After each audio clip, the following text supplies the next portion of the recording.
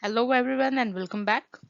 So in this video we are going to learn about pure culture, that is what is pure culture and how to preserve pure culture. Okay, very important topic from microbiology because we deal with lot of cultures, and yes, if you want to work again or use that culture again in other experiments or say after few months, then you need to preserve that culture, right? Because you can't screen out every time, and it is or there is no guarantee that you will get the same culture in isolation. Okay, so how to preserve the pure culture is what we are going to study in this video.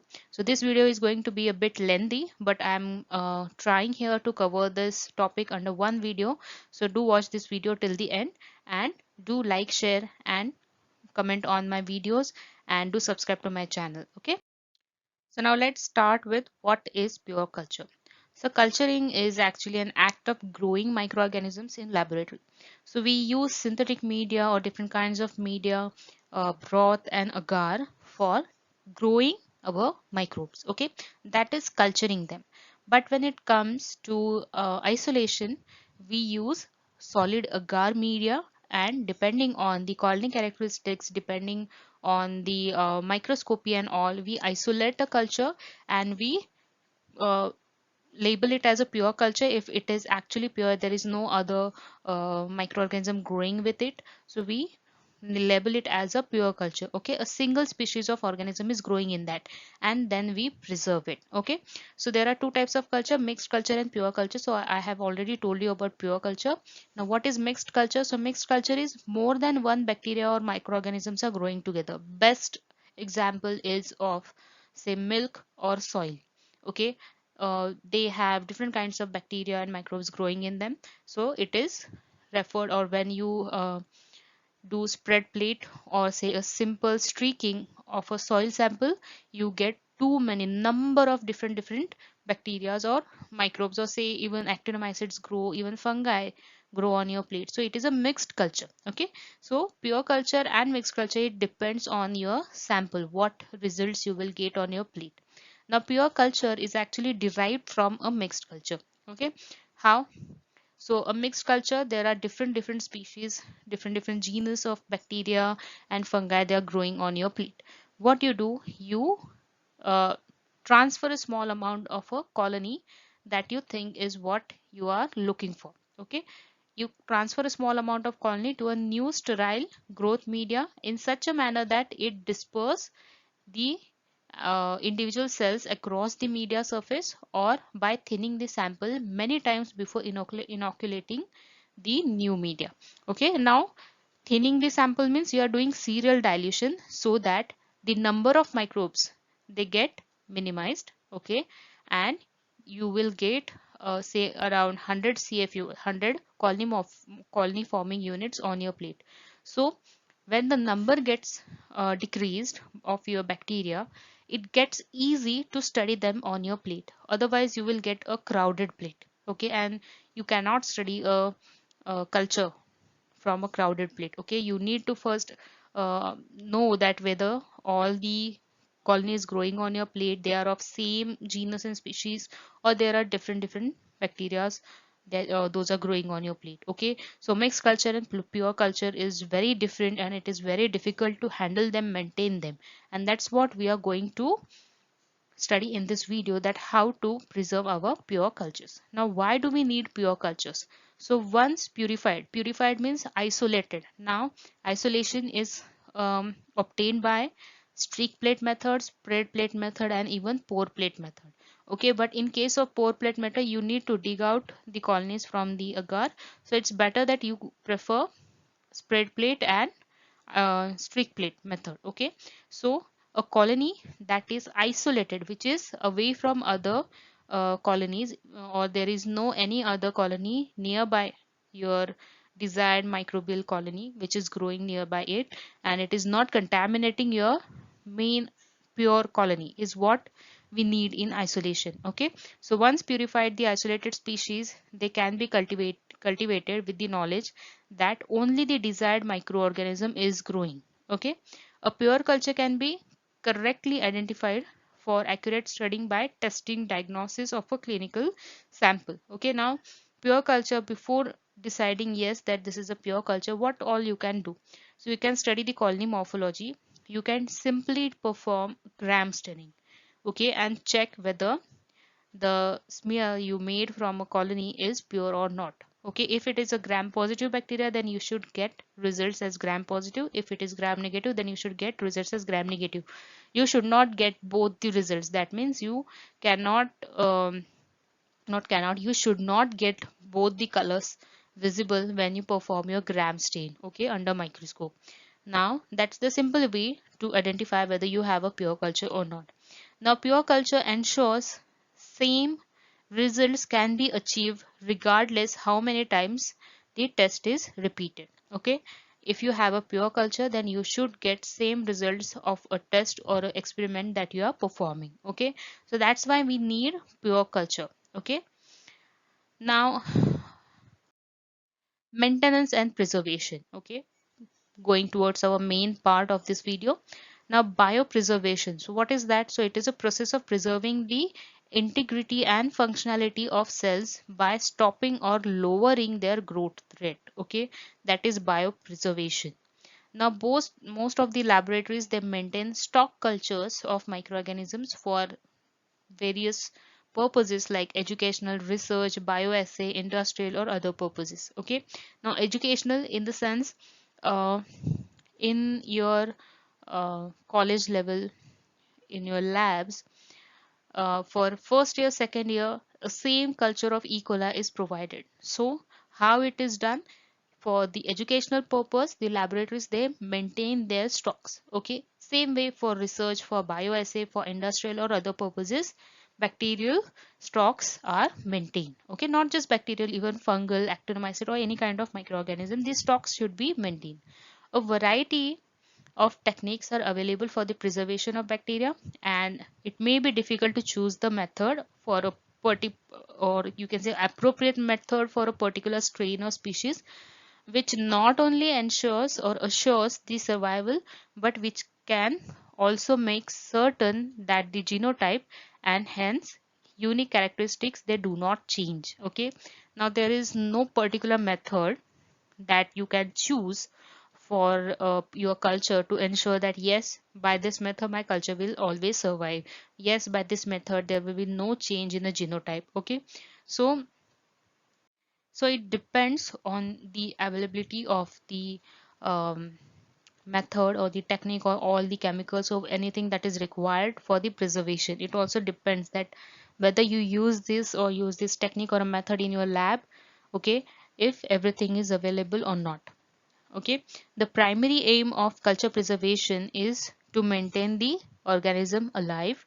It should not get contaminated, and it should not get any mutation or variation. That is the main purpose, and or you can say main aim behind culture preservation, okay. That is it, that is to preserve the culture in a condition that is as close as possible to the original isolation. So there should not be any variation during your preservation. So once a microorganism has been isolated and grown in a pure culture, it is necessary to maintain the viability, purity of your microorganism by keeping the pure culture free from contamination. So when you're following a preservation technique or a method, you have to work aseptically so that you avoid contamination, okay.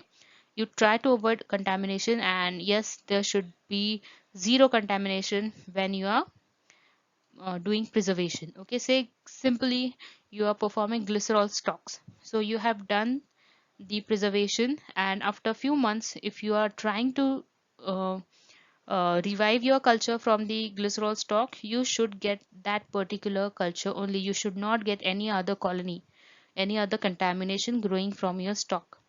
That means if you have contamination, then your whole preservation has gone wrong, and that is of no use, okay.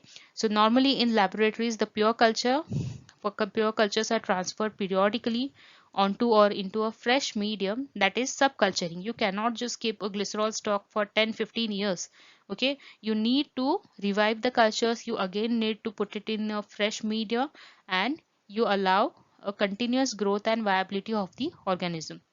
Now the transfer is always subjected to aseptic contamination They're always subject to aseptic contamination to avoid contamination. Main thing to keep in mind while preserving your cultures. Okay, so concept of microbial preservation. Their preservation for future reference, research, application, or say educational purpose, anything.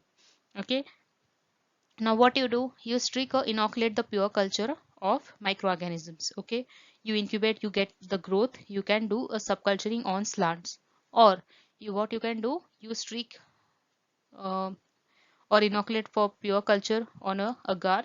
Using the colony, you do a suspension method, that is you try to grow your culture in liquid culture. You inoculate in a broth. Now you have a liquid suspension ready. What you do, you centrifuge for late log or early stationary phase. You get a cell pallet and you can use that for lyophilization or cryopreservation.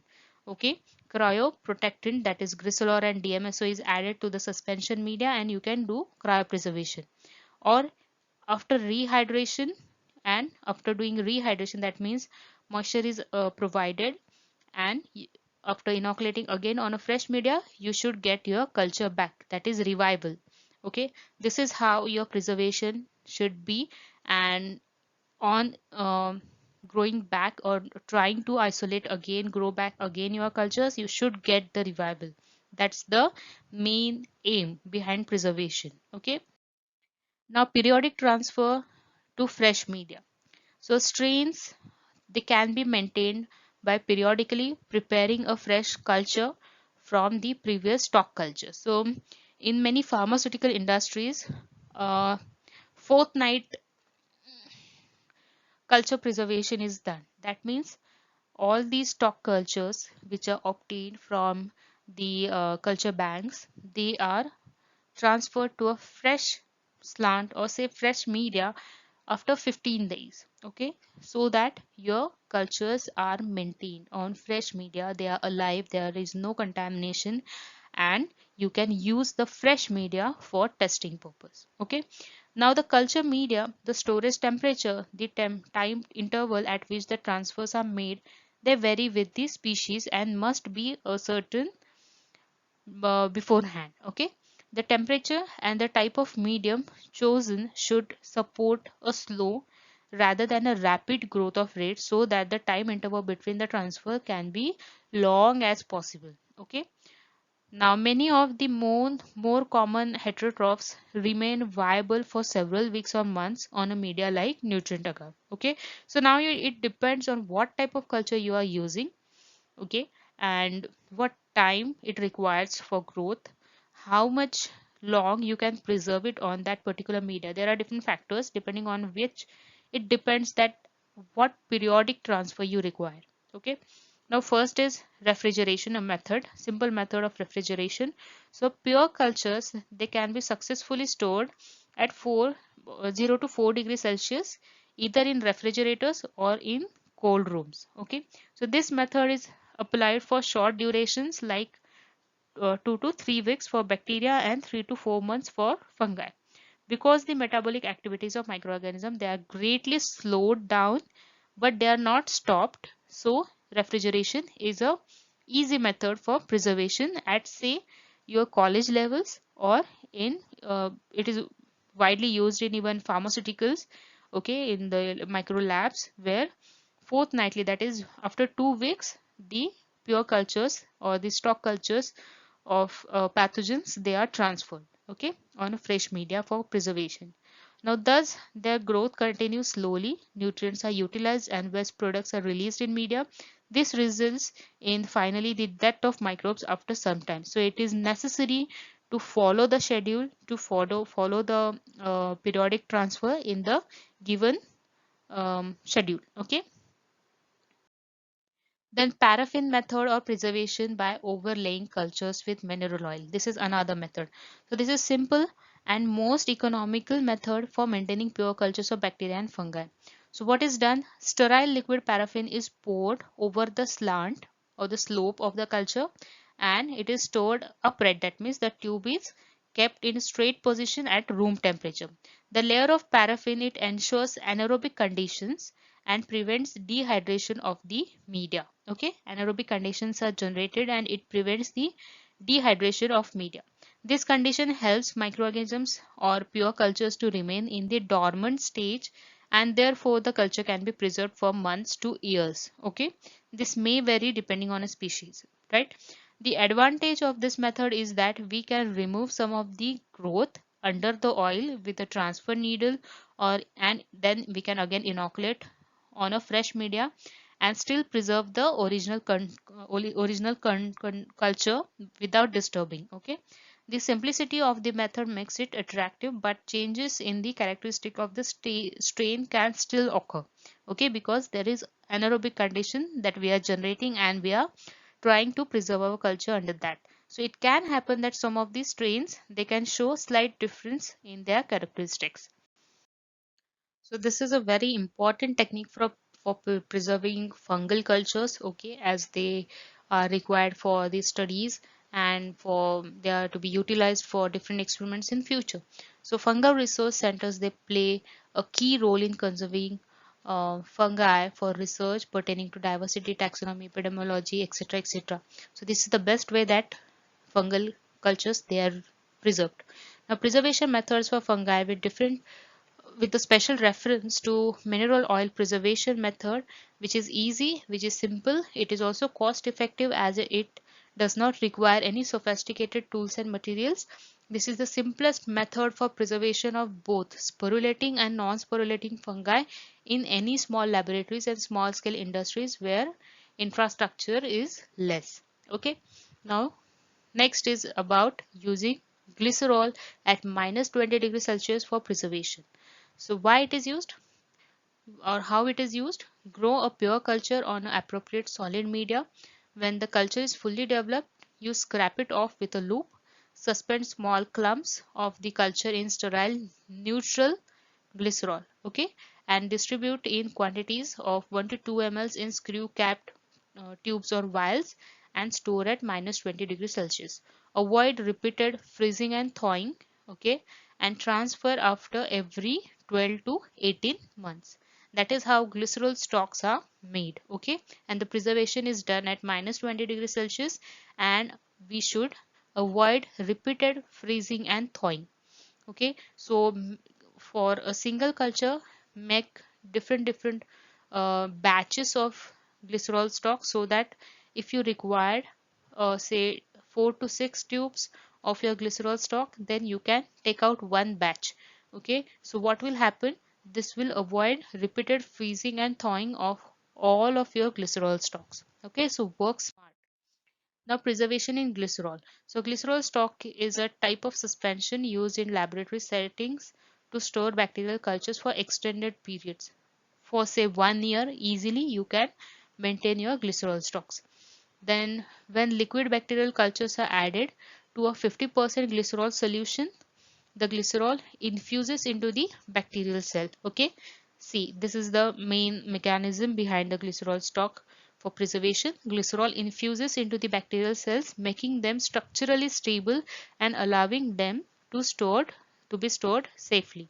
After mixing your sample, freeze them at minus 80 degrees Celsius, that is minus 112 degree Fahrenheit, to ensure that they remain viable for as long as possible.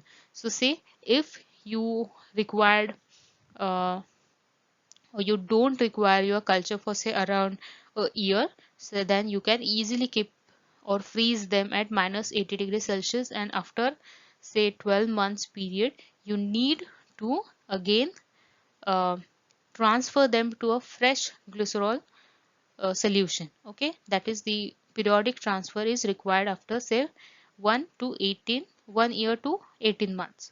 Now this is the link for how to prepare glycerol stocks.